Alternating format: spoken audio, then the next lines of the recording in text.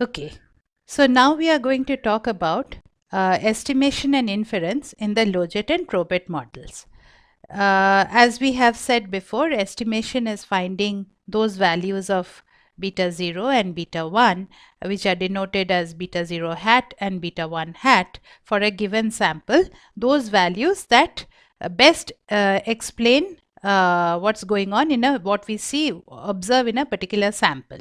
Okay. So, how can we estimate beta 0 and beta 1?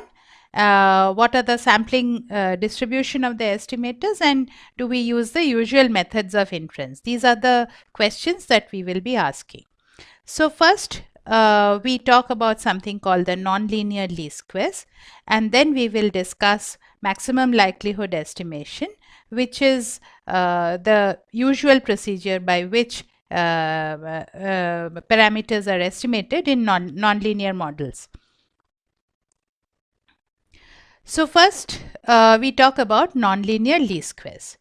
If you remember, in OLS, the way we estimated the values of beta 0 and beta 1 that fit our data best was that we said that there are some values. We specified yi, predicted yi as some linear function of b0 plus b1 xi, where b0 and b1 were unknown parameters. We said we don't quite know what these parameters will be, but there is some function, linear function, which will give us a good estimate of yi hat.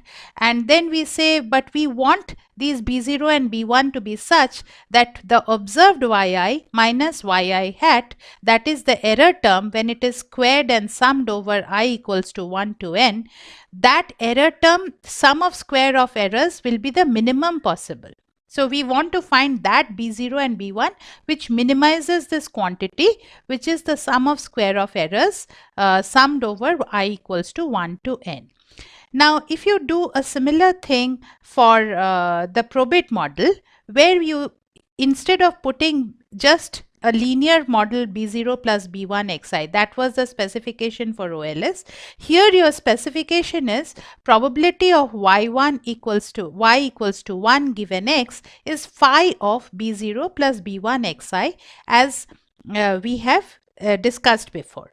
Now what we say is that probability that you predict is something, and what has actually happened is yi. So yi could take values of 1 and 0, as we have seen. So we want to find those values of b0 and b1 which when put into this equation, and for each case, for each observation, we have the y's and we have the associated x's. So for each observation, the error between what we actually observe, whether the event occurred or not, and the probability that we predict through this model, this error in prediction squared and summed over I equals to 1 to n, this error term, sum of square of errors, will be minimized. So we want to find that value of b0 and b1, which when you put into this equation will minimize your sum of square of errors in a nonlinear specification. So this is the nonlinear least square specification. So you cannot directly solve it using analytical methods. You do it numerically using the computer.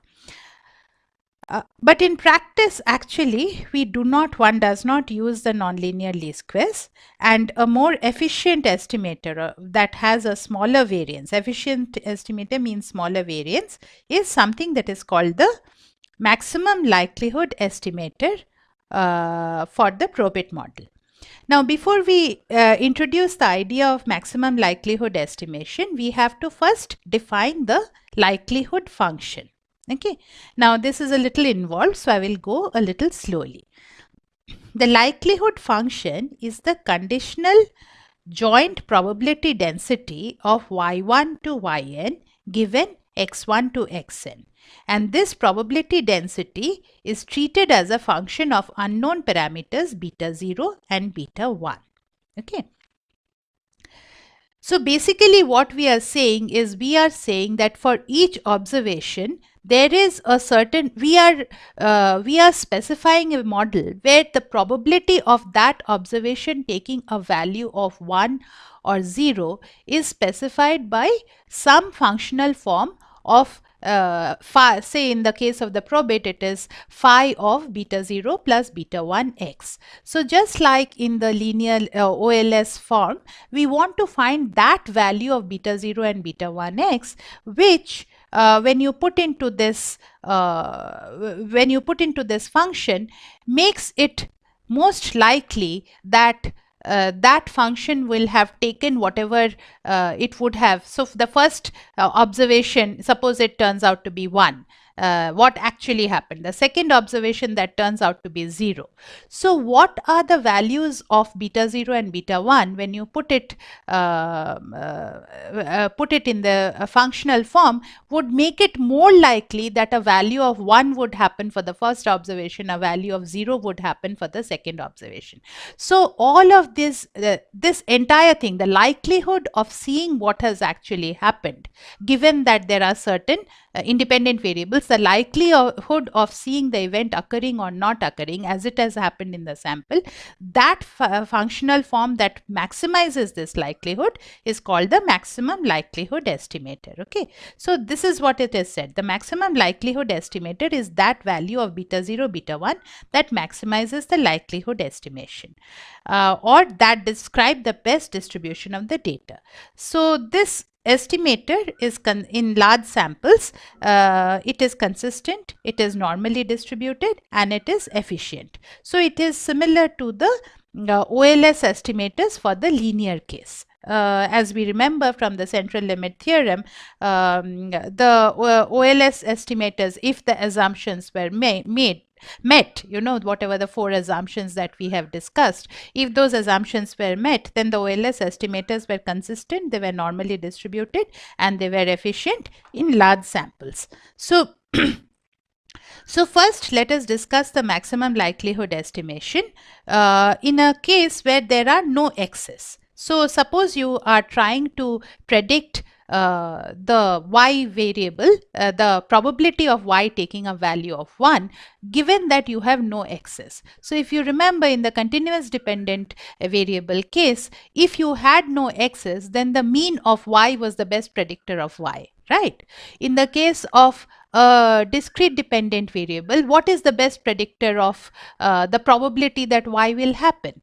So the proportion of times that y has taken a value of 1 in the total number of times that you have actually played this game, the proportion of 1s to the total number of events that have happened will basically, that is the best estimator of of this Bernoulli distribution, right? But in order to arrive at this, how we arrive at this using the MLE kind of reasoning is what we are going to talk about.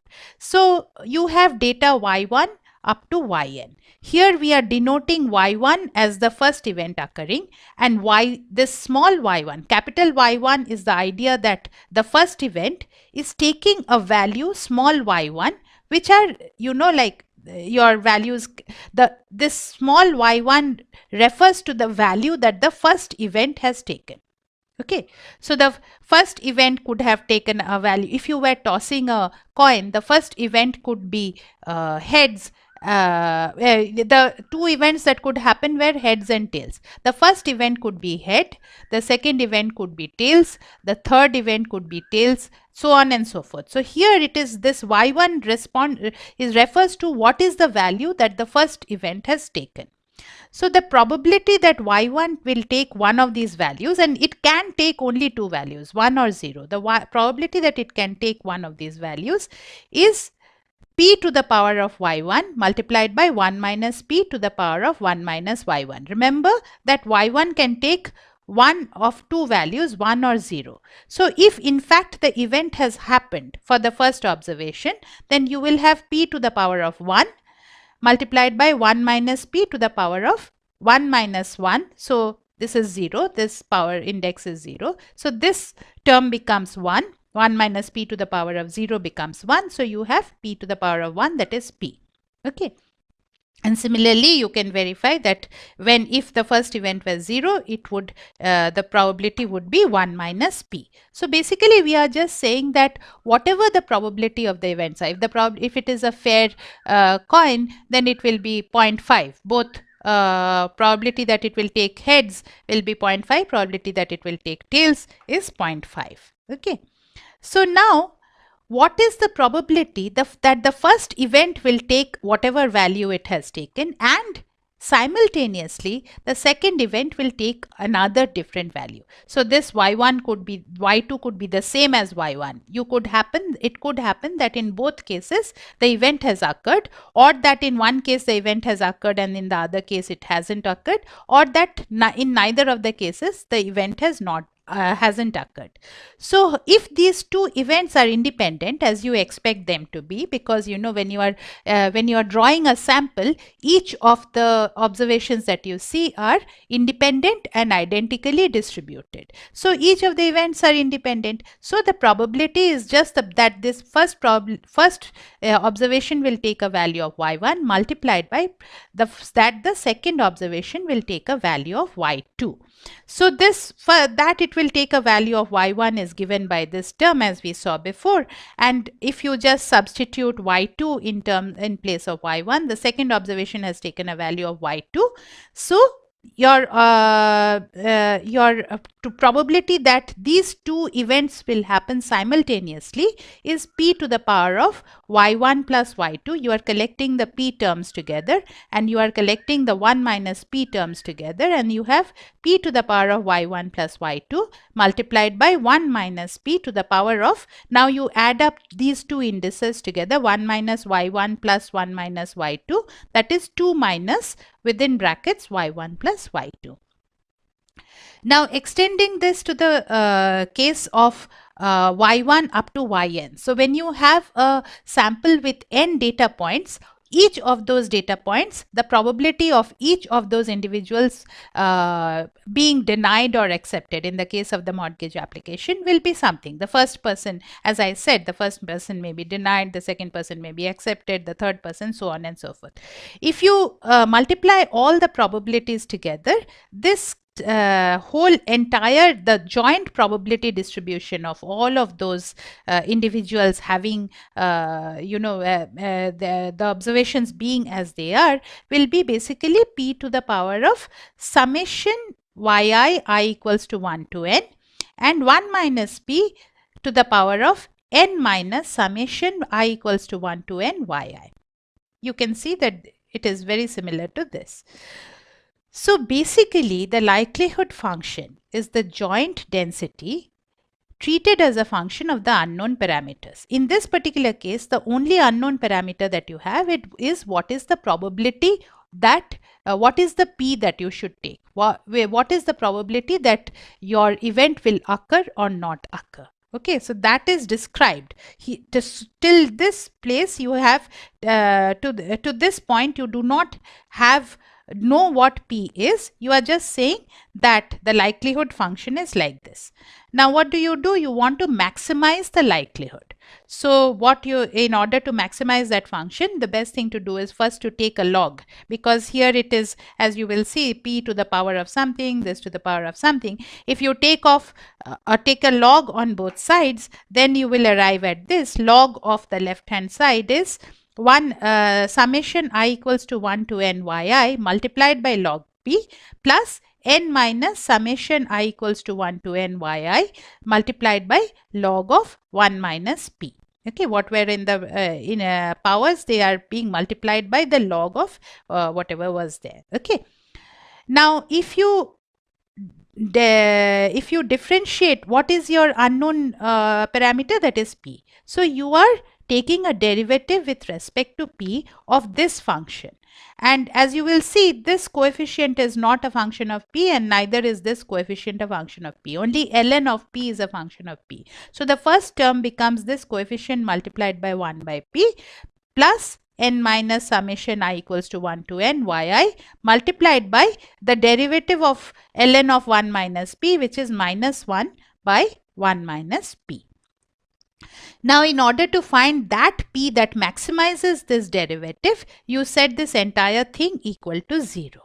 Okay, and when you set this entire thing equal to 0, you get that summation I equals to 1 to n yi multiplied by 1 by p hat mle is equal to n minus summation I equals to 1 to n yi multiplied by 1 by 1 minus p hat mle. These are just algebraic operations that are doing. There is nothing very difficult about it.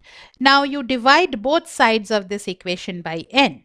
Now this is summation of yi divided by n becomes y bar, and this is n minus summation of y equals to 1 to n by n becomes 1, and this function, this term divided by n becomes y bar. So you have y bar by p hat mle equals to 1 minus y bar into 1 minus 1 by p hat mle. So you cross substitute, you get y bar by 1 minus y bar is p hat mle divided by 1 minus p hat mle. So as you can see, y bar is p hat mle. So you wanted to find out what p hat mle was. That is basically the mean of y's over the entire population, which is what you would expect, right? If they can take only values of 1 and 0, so you see how much what is the average value of y, or what is the proportion of y, and that is your probability that you will find. So the maximum likelihood estimator of p, the unknown parameter, is the mean y in the entire population. This also gives the proportion of y is equals to 1. This is what we would intuitively expect. But the MLE method generalizes to more complicated density functions. Okay, even though over here we have taken no x's and we have just taken y's, and we have tried to find what is, if we find that some people are being accepted or denied, how do we best estimate p hat? That is what we have found. But suppose the probability that y would take a value of 1 depends on other independent variables, and we want to estimate as a function of other independent variables. So in the NOx case, that is the Bernoulli's Bernoulli distribution, p hat mle is y bar, that is fraction of ones. So for yi IID Bernoulli, the mle is the natural estimator of p, the fraction of ones, which is y bar. So in large n, the sampling distribution is normally distributed. The inference is as usual. We perform hypothesis testing via t-statistic, and the confidence interval is plus minus 1.96 into standard error. Okay, so this is in the no x case. So this is also the most efficient estimator of p. That is, for large n, it has the lowest variance. Efficient estimator means it has the lowest variance. Okay. So now MLE is the primary estimator. In most cases, MLE is the main method of estimating when parameters enter the model non-linearly. So to emphasize a requirement of large n, this we call this the Z statistic instead of the S statistic or the chi-squared statistic. Now we go to Probit likelihood with 1x. We introduce 1x, which will, we specify our probability is 1 given x1 as phi of beta 0 plus beta 1 x1. Okay, and probability of y equals to 0 given x1 is 1 minus phi of beta 0 beta plus beta 1 x1. So the probability that the first observation will take some value y1. It could take a value of 1 or it could take a value of 0. We don't know what it is, but the fact that it will take some value y1 is phi of beta 0 plus beta 1 x1 to the power of y1 multiplied by 1 minus phi beta 1 minus phi of beta 0 plus beta 1 x1. This whole thing to the power of 1 minus y1. So in case the first event was that the person got denied, then y1 will be 0 and 1 minus y1 will be y1 will be 1 and 1 minus y1 will be 0. So we will get just phi of beta 0 plus beta 1 x1, which is what we expect. Okay, and if, so on and so forth.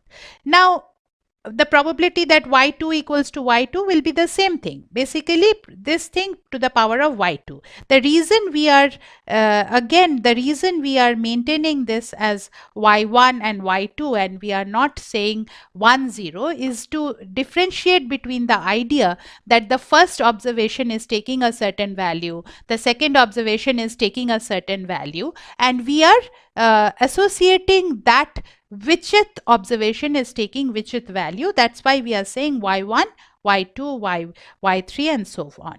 Okay. So the joint probability density function is that each of these things will take values of small y1, y1 will take a value of small y1, y2 will take a value of small y2 and so on, is just the probability of the first observation multiplied by the probability of the second observation multiplied by so on and so forth until you get to the final observation. So it looks like a very complicated thing, but all that we are doing is we are just saying that what is the probability, what is the joint probability distribution of all of these observations taking the values that they have taken as a function of the x values that we observe.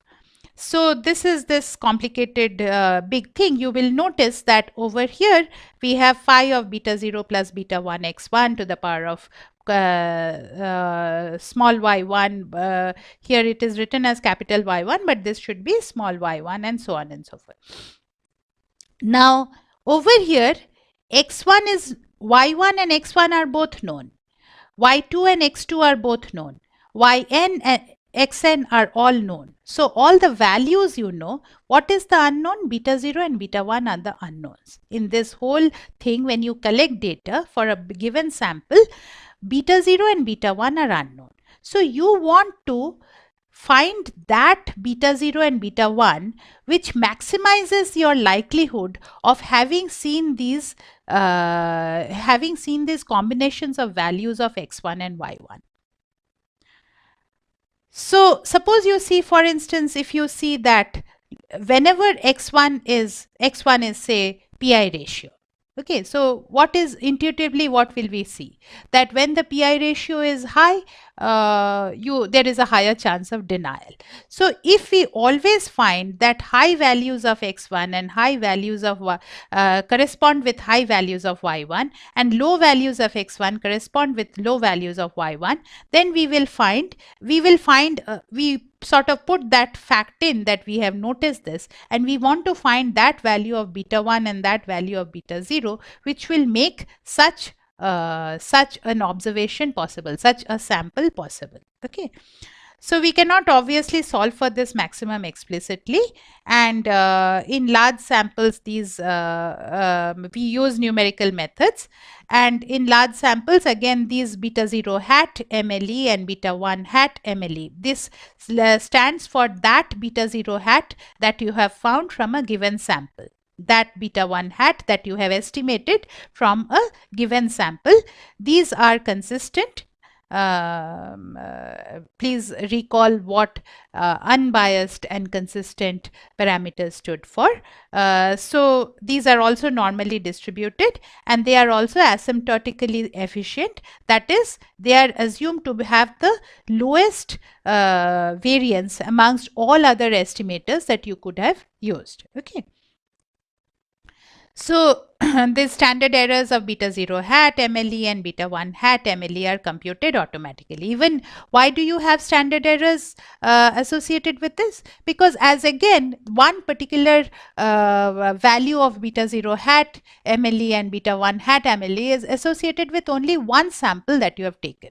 Underlying the idea is that you could have taken a different sample and you could have come out with a different value of beta 0 hat and a beta 1 hat.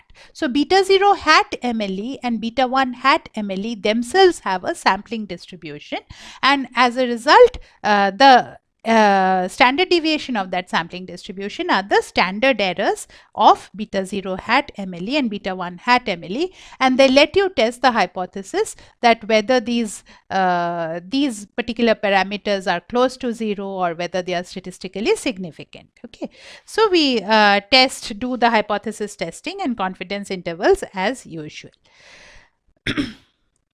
Now, if you look at the Logit likelihood, so far we have been talking about the Probit likelihood. The Logit likelihood with 1x, the only difference is the functional form used for the probability. So where we used phi of beta 0 plus beta 1x, here we replace it by the cumulative logistic function, which if you remember is 1 by 1 plus e to the power of minus of beta 0 plus beta 1x. Beta 0 plus beta 1x is the z index. So 1 by 1 plus e to the power of minus z. Okay, and you use the same functional form, and again you sort of look at your joint probability distribution, and you find those beta 0 hat MLE and beta 1 hat MLE that will make whatever you have observed the most likely. You maximize the likelihood of having observed whatever you did observe.